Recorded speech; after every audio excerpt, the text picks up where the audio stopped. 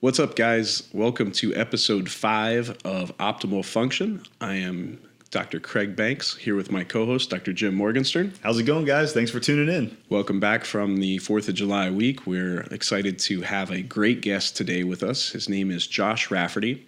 You may remember him from season 1 of The Ultimate Fighter, and he made it to the finals in that.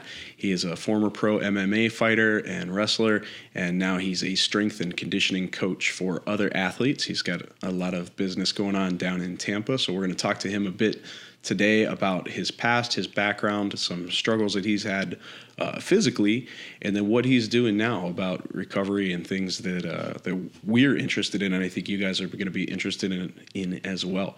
So, hey, Josh, thanks for coming on, man. I appreciate you guys for having me. Looking forward to it. Good, man. Thanks again. How was your 4th? That was pretty uneventful. I wish I had some cool stories, man, but it rained here the whole time. Didn't get to do a lot of stuff. Was trying to get a good tan. Get about an hour outside, and that's about it. So it was decent. And you're down decent at best. You're down in Tampa. Yep, down in Tampa where it's 200 degrees today. Jeez. I mean, just got back from jiu-jitsu. We don't have any AC at our school, so it's equivalent to you see these guys that work out in the sauna with plastics on and jumping rope. That's basically what we do every day, putting gis and stuff because it's so hot there. Old concrete building. Well, I'm sure that helps keep you a bit lean. It does. That is one benefit besides the headaches and the dehydration. I'll take it. So tell us a little bit about what your background is. I know you've got an extensive background in wrestling and jiu-jitsu and martial arts. So just tell us a little bit about your background there. Yeah, basically I started doing martial arts when I was 6 or 7 years old. I started doing judo, and I went to a very good judo school, very competitive, a lot of tournaments. And from that, I just kind of got involved in other martial arts. And just like a lot of people, I saw the UFC on TV, and I thought it was the coolest thing I've ever seen in my life. And then pretty much after that, I was just kind of on a quest to find jiu-jitsu schools, find people that did this stuff, and kind of work my way into it. Cool. And I know at one point you had a place of your own up in Cincinnati. That's where you and I met several years back. Yeah, man, shoot, that's going back, man. I think that was 2009, right? Yeah. 2010, maybe? Maybe 2010. 9.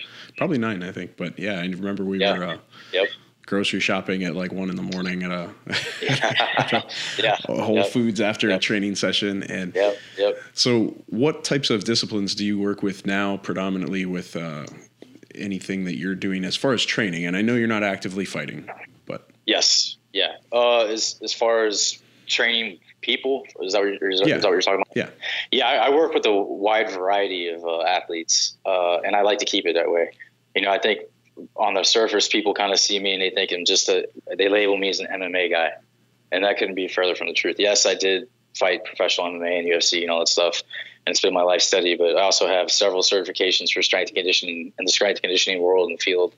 I've worked with tons of athletes from other sports. I was training a guy from the Tampa Bay Bucks. I had a guy from the Tampa Bay Lightning, a hockey guy. I have a girls soccer team, volleyball, high school athletes, Weekend Warriors. I had a guy from American Ninja Warrior. Of course, MMA guys, even though I hate training MMA guys. For a lot of guys from WWE, a lot of professional wrestlers. So lucky for me, I've had a wide variety of people to work with, and all that does is make you a better coach. Forces you to think outside the box a little bit. I think sometimes you get these guys that are elite coaches or whatever, even though most of them haven't done anything themselves. They kind of stick to their niche, and they're really good at training somebody for a certain thing. I like to be able to kind of move around. It kind of goes with my personality as well. I don't want to just be stuck in one field. Cool. I know recently you guys have had some big name athletes. Anybody specifically you want to share? Or? Yeah, lately, let's see. I had, of course, I've been working with Dave Bautista for a very long time. Been helping him out, helping him train for his fight. Opened a school with him here in Tampa. A lot of stuff with him. Chris Jericho. Mm-hmm. I've been working with him now for 4 months, maybe 4 months, 3 or 4 months. Samoa Joe.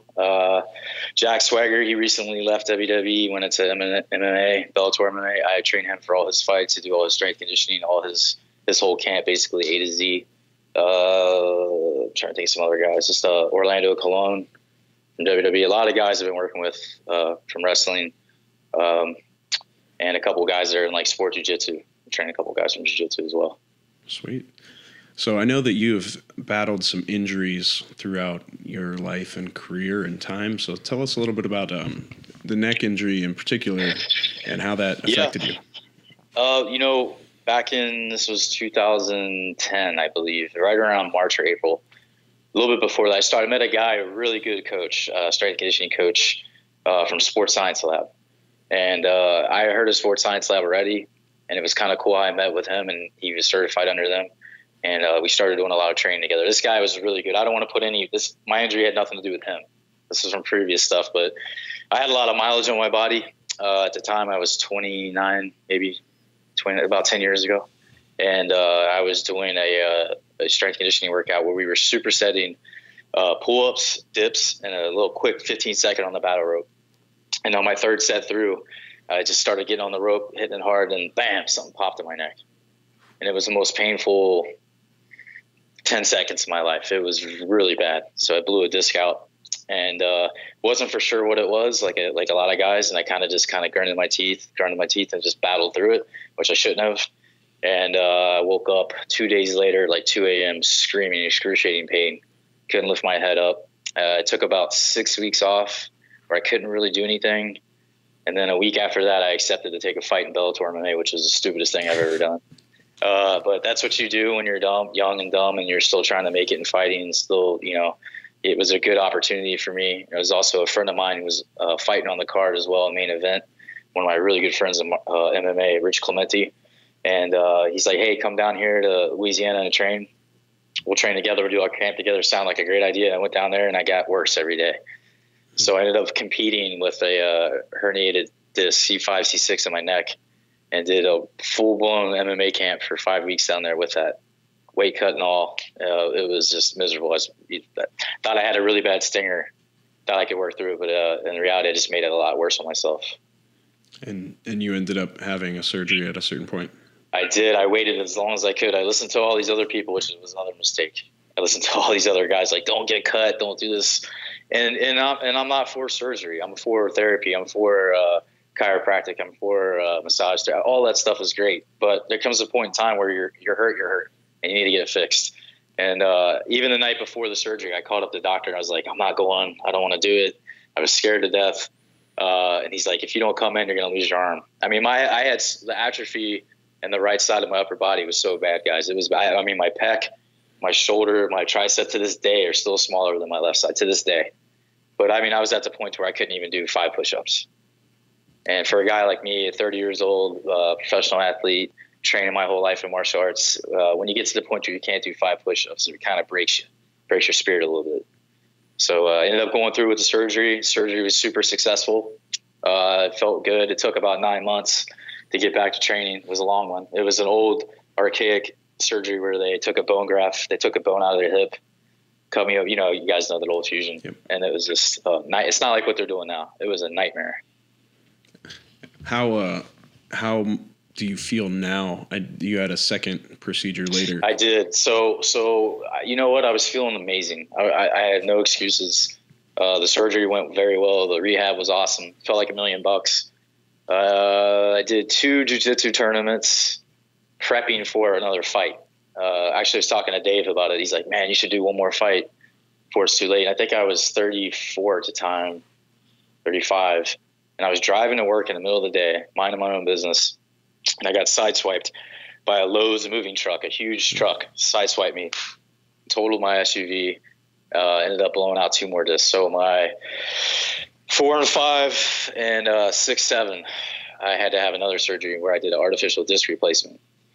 And that was in 2016. Right now I feel like $1 million. I don't have any pain whatsoever. I get stiff sometimes, but I'm still doing jiu-jitsu 3 or 4 days a week. I'm still trying to lift weights. So considering all the trauma and everything that's happened, I feel really good. Really good. I have full range of mobility. I went to 3 different doctors, actually. I actually shopped around a little bit, tried to get some different opinions. And everybody's like, you're done. You need a 3-level fusion. You're not going to be able to do any martial arts anymore, barely weightlifting. You're going to have to change your career. And I just refused to hear that. So I did my research. I waited and waited and waited, and I finally found the right guy to do the procedure that I wanted to do. Thank God, because I feel like $1 million right now. I feel great. That's great. So, Josh, so I got a couple questions for you. So before the injury, were you doing any type of like physical therapy or chiropractic, like leading up to the initial, like the day you mentioned about like the battle ropes kind of setting it off? What were you kind of doing as like your original recovery? Nothing? I wasn't. Okay. I wasn't. And you know what's funny is I know better. We all know better as athletes. There's no excuse for a professional athlete in any sport to not know your body and not know what to do. I was actually overtraining for no reason at all. I met this new trainer. He's awesome. He's a really good guy. He's still good, even though I got hurt with him. He's great. And I was so pumped up, and I was trying to get back into fighting again through that time.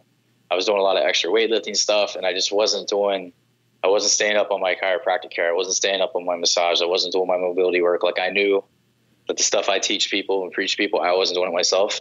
So I fall victim to it. What about now, like post surgeries? Do you do anything to kind of keep the joints not feeling so stiff, or like first thing in the morning? Before I even touch my feet hit the floor, boys, I'm already doing windshield wipers with my knees and glute bridges. I have a whole routine before my feet even touch the ground. That's awesome. It's another thing, like myself, a friend of mine, he's a really good therapist. He said this to me, and I say this to every guy I train, because a lot of the guys I train are past 30. You know, I'm not dealing with 21-year-olds that you can slam them for 5 minutes and they get up and they don't feel anything. You know, I'm dealing with guys that are banged up, but we kind of have a motto, like, you don't deserve to get on the mat until you do your mobility work. If you've been through as much stuff as I have, you don't even fucking deserve to get in the gym, to lift, to whatever it is you do. You don't even deserve it till you do your mobility. Don't even talk to me till you do your mobility work. That's super. And ever refreshing. since then, it is, and it sucks. Mobility's boring. It's not fun. But I do it all the time. I have I call it like my kata, like my daily thing I do every day before I get out of bed. My neck warm ups. I have used a couple different pieces of equipment for my neck. My lower back's been messed up through all these years. I mean, really bad. And I do all this stuff, and I'll do it with my clients. Like, people that train with me know when they come in, the first 10 minutes we're doing our warm ups.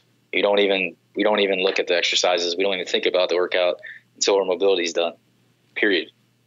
Can I ask a little bit about like nutrition? Like, what are you doing these days to keep things like anti-inflammatory? To speed up recovery. What are some things you're doing?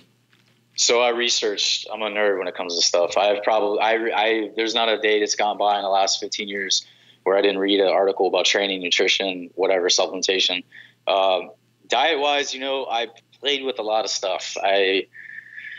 When I first injured my neck a couple years ago, my second injury, I decided to do a plant-based diet. I read about it for inflammation, for all that stuff, and I hated it. Thought it was horrible. I looked like shit.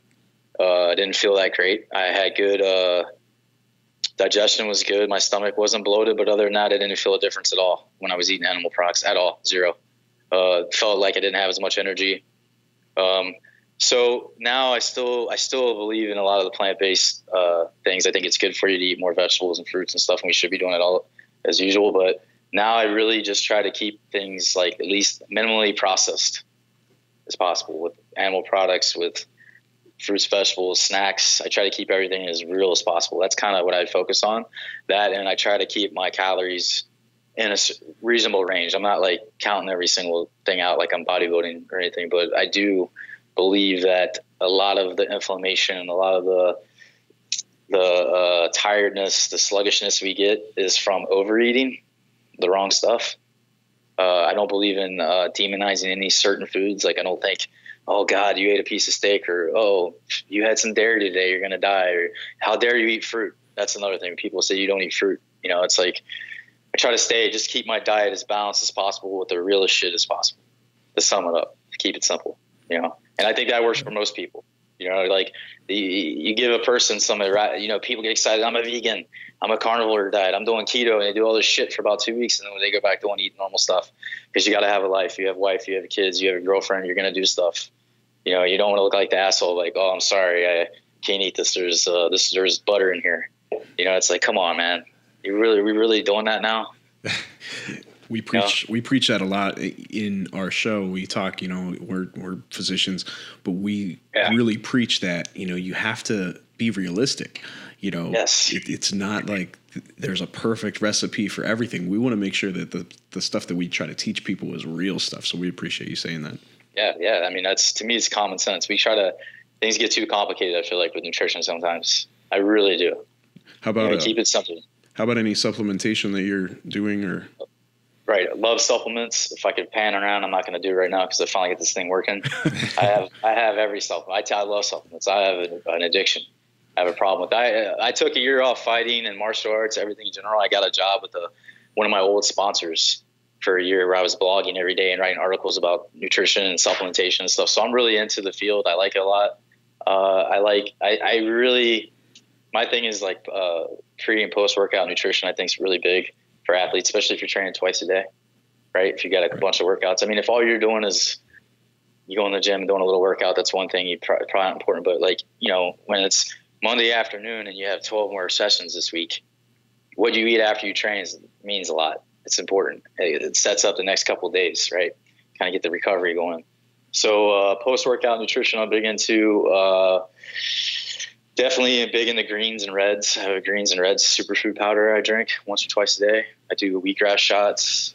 I take it because it's so hot now, and I'm actually doing a 30-day challenge with a buddy of mine. We're doing 30 days in a row of jiu-jitsu, which we just talked about my neck and stuff. I can't roll hardcore every day, but I can do the drills and the warm-ups and different techniques. But big into that is mineral electrolytes. I'm big into electrolyte replacements. John Perlow, my old trainer, he has a supplement line out, Perlow Performance, up in Ohio. He has a mineral electrolyte pill. I take like 3 of those a day. I also take HydroCharge from Cage Muscle. Is a good product. It's actually right back here right now. I'm looking at it. I take 5 grams of creatine, 5 grams of glutamine after every workout. And that's pretty much it right now. All depending on the goal. You know, some of the athletes I train, some of them, like with Jack Swagger, I touch everything. I make his shakes. I make his post-workout drink. I do everything because I don't trust anybody but me on this stuff because he's fighting. It's a big deal. So certain guys I watch everything. I'm really into it, you know, all according to the training program. What about like post-workout ice baths or Epsom salt soaks before bed? Yes. You guys have those guys doing that? I like to think I'm one of the OGs of that because we were like I said, you know, when I had my first MMA fight, I was 17. So we were doing this stuff when I was 20, 21. I was a kid in high school in the 90s that had a gallon water jug and doing all protein shakes before anybody else. So we've been into this biohacking stuff for a long time. I was doing a routine where every Wednesday and Friday night, I would go to the cold pool and the hot tub. Luckily, a friend of mine lived across the street, one of the high rises here. He gave me a fob to get in so I could use their pool and hot tub all the time because we don't have a hot tub here. And it would be freezing cold, even in Florida. Yeah, in January and December, it's cold. So I'd sit in there for 10 minutes, and I go cold, hot for as long as I can for about an hour. Huge difference. Epsom salt bath, love it. I do a whole bag of Epsom salt. People do Epsom salt bath. They don't use enough. You know, a fucking cup ain't enough, guys. You got to dump the whole bag in. You got money, you can afford it. You spend money on all this other shit, you can afford it on your recovery. Dump the whole bag in. I also do a cup of apple cider vinegar in every bath I do as well. I think that's important. That helps open up the pores in your body. You can kind of soak and absorb some other stuff in. So I'm big into that stuff. Cryotherapy is good. Heat, all that stuff has its place. So do you find that being in a city like Tampa versus where you were in Cincinnati before, did you find that there's more focus on health in a city like Tampa just because it's south and because there's just so many different people around the warm times and climates? Yeah, for sure. It's a whole nother world down here. This reminds me, Tampa is very fitness oriented, which is great for me and for my business. And I don't want this to sound the wrong way, but like when I was in Cincinnati, I felt like people are just ready to die. I don't feel like people are trying to look younger, and I don't mean that in a vain way. I mean like just perform better, be better. It's kind of like, this is what we do. This is this day. We're going to do this because this is what we do all the time.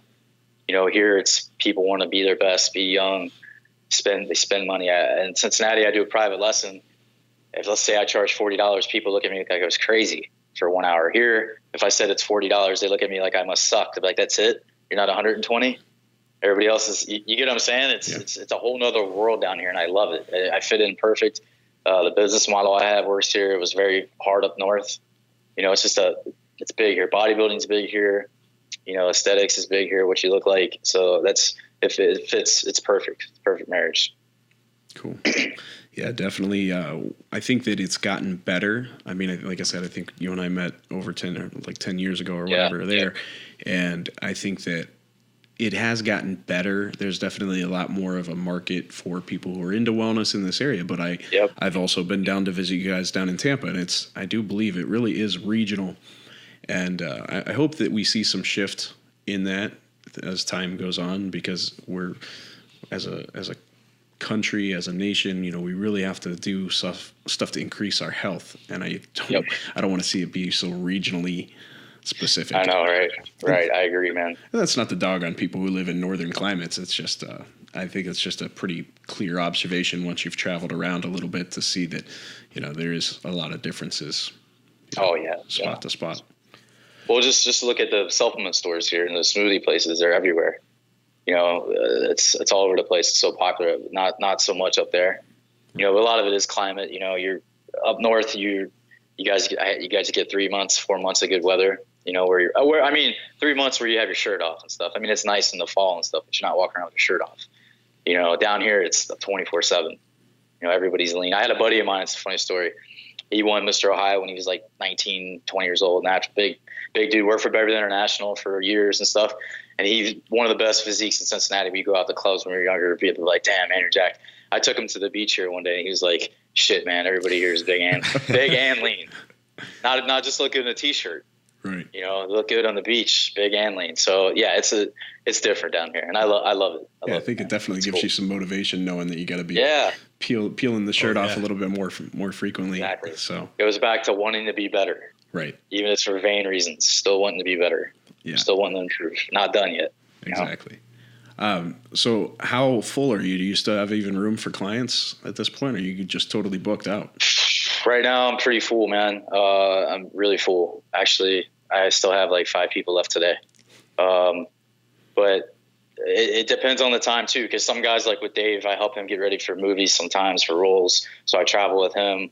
A lot of the guys hire me for events, fights, big wrestling matches and stuff. So like with Jack Swagger, for instance, some days he gets 4 or 5 hours of my day.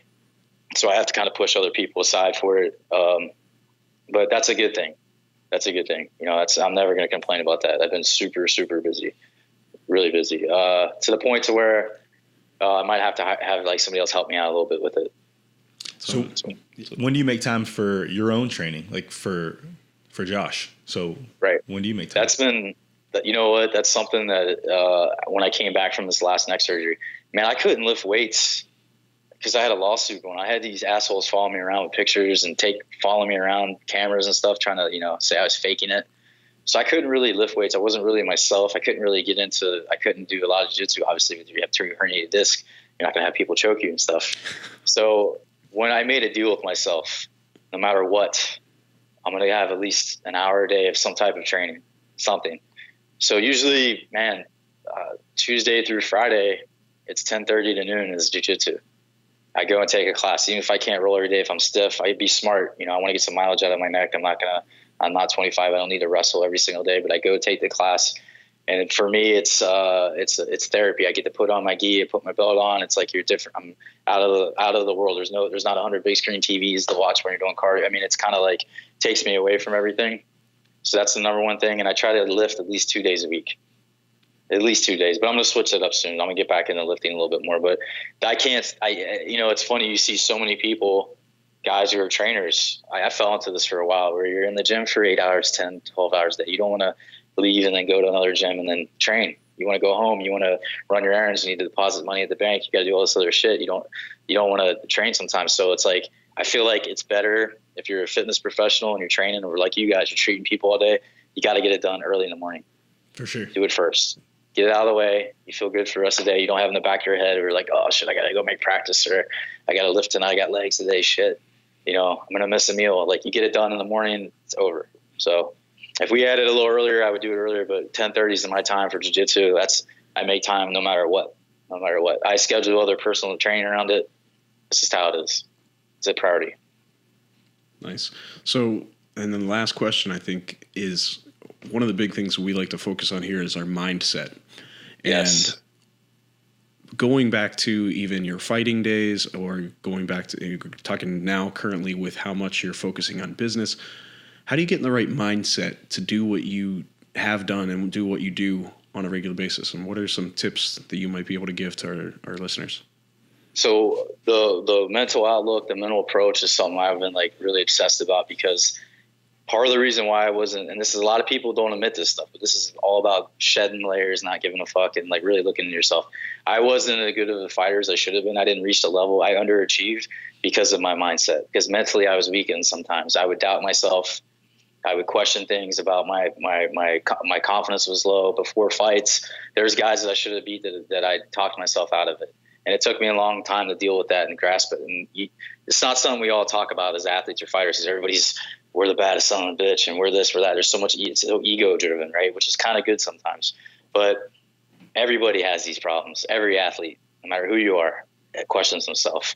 You doubt things. And it's something over the years, I think, that makes me a better coach, because I've invested so much time into becoming better at it and being mentally stronger. And I think everybody's a little bit different, but you got to have certain things that you go to, a mantra, something you talk yourself into today. Like with every guy I have, when we're warming up, when we're doing our mobility, I'm in your head, I'm in your face. We're getting ready to tear shit up. Right. So it's almost like you need a daily thing that you do, that you tell yourself every day, no matter what. It's a good practice. It's a good day. It's a good session. It's good, or it's going to be a good lift. It was a good workout. Something to keep building on. You're building personal confidence. So basically my thing for mindset is have a daily thing you say to yourself and do it no matter what. So every day you're training your mind, you're training your confidence. It's huge. It's everything. Attitude's your attitude, your outlook on it, no matter what, no matter how bad my day is or what's going on, nobody's going to know it. Not during training, right? Because if training is really important, if you're really making money, not everybody, but most of the guys I train, 90% of the guys I train make way over 6 figures off their body, whether it's fighting, wrestling, or something else. So to have your mindset and to have a daily thing that you do every day is everything. That's awesome. I love that. Repeating your goals, and then telling yourself you don't give a fuck. You got to tell yourself, I know that I'm cussing and stuff, and if other people want, you bleep it out or whatnot, but you have to not care. You got to not, that's like I tell guys, nothing matters right now in the world. Your kid's soccer game, your wife's bullshit, nothing matters except what we're doing right now. And if you're not in it, get the fuck out, because you're not going to be where you want to be. You have to be able to dial it in, let everything go, just like you're getting ready for a fight. You're getting ready to walk through that curtain, man. You got to let everything, nothing matters but what you're doing right now. And that's staying focused, having those daily, that talk you have with yourself every day, so you can get into that zone. Because that is what we're trying to get to. We're trying to get to an optimal level of training, of competing, right, of the mindset.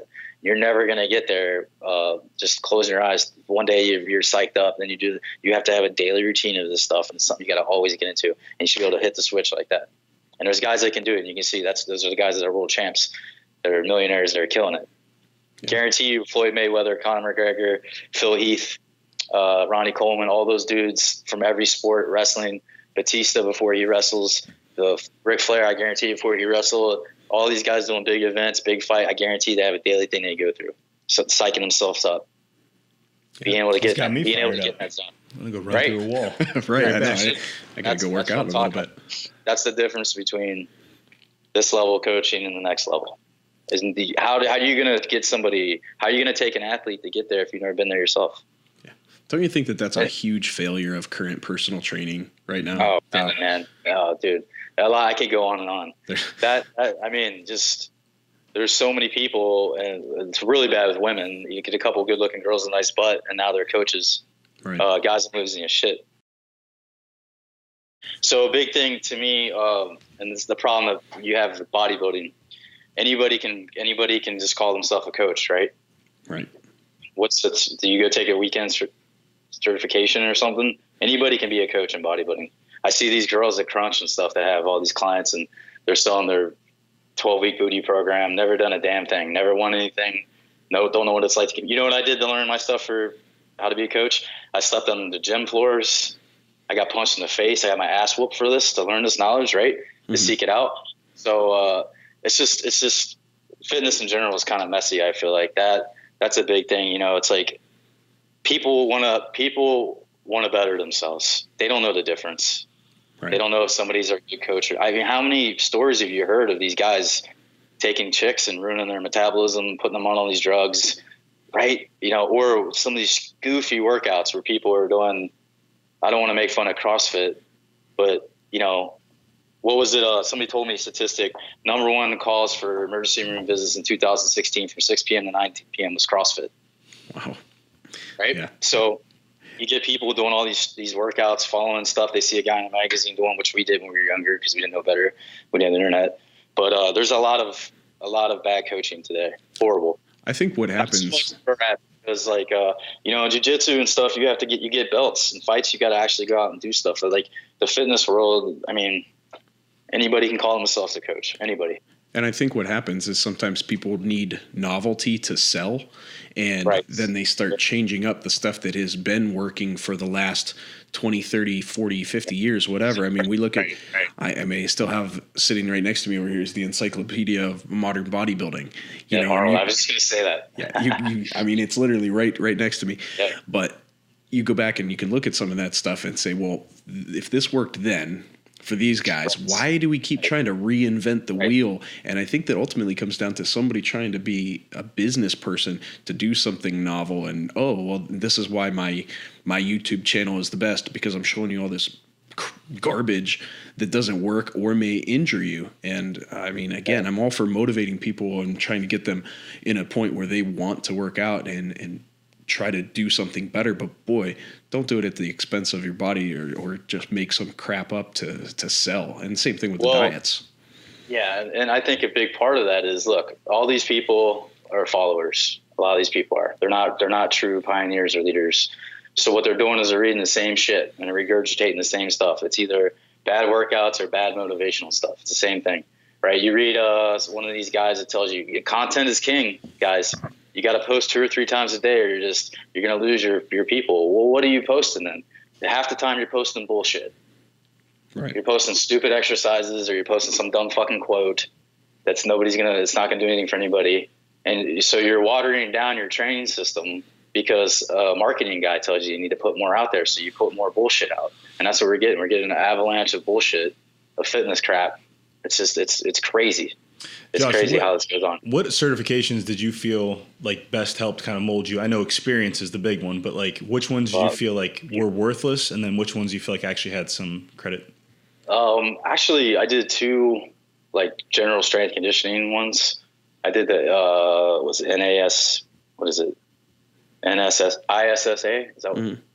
Yep. Was that what it was? Yeah. One of those. I have it in my old wallet that I lost. You know, because everybody asked you that. Not one person, by the way, has ever asked me if I was certified. But one of the certifications I went through was really good. It was Perlo. It has his own personal trainer. That was awesome, man. You learn how to do body fat calipers. You learn how to do a lot of the old stuff, basically, what we consider old school training, kind of similar to the Arnold book we were talking about before. That was really good. And then I did a sports muscle training certification with my buddy. That was badass. That I learned a lot. So the things I've done, I've learned a lot off of. So it wasn't just through experience, because you got to have some technical training. You know, sure. Certifications are great. They're good. More people need to be certified in that. But just that 2 weeks alone, if you're not doing other stuff, or if you didn't grow up playing sports or doing stuff, it's like, how are you going to help somebody win if you never won before yourself? Does that make sense what I'm saying? Mm-hmm. Yep. I mean, there's great guys that are I'm not the best fight coach. I wasn't the best fighter. I was an average 500 fighter. It was not anything special, but I'm a really good coach. You know, those faults helped me become better at coaching. See, the experience does help. You don't have to be the best guy in the world. You don't have to win every bodybuilding show, but it would help to like get somebody through to at least you've done one before, correct? Or powerlifting or something. Right? Or I think 2. You would know. Or 2. Hey, you need to do more fasted cardio, and you've never even done it yourself. Right. You know, it's like, come on. It's like, I will never have a person do anything training wise that I haven't done myself. Well, it's just like physicians who are trying to give you nutrition advice, and they're 300 pounds, you know, so it's on the same lines, but in our specific fields. I feel like you have to have walked in the shoes before you can try to teach it. It's sure, for sure. Huge difference. That we got a lot of that, and we have a lot of like, people that are like fitness Nazis, correcting everybody's form, telling you what you got. I mean, I post videos of some of the stuff we do, and I can't believe some of the shit people say. critiquing. And so it's like, wait a minute, how many people have you trained? How many people are making money off their sport that you train? Not a lot, probably, So you get a lot of negativity online. Instagram, I think, has done a lot of that.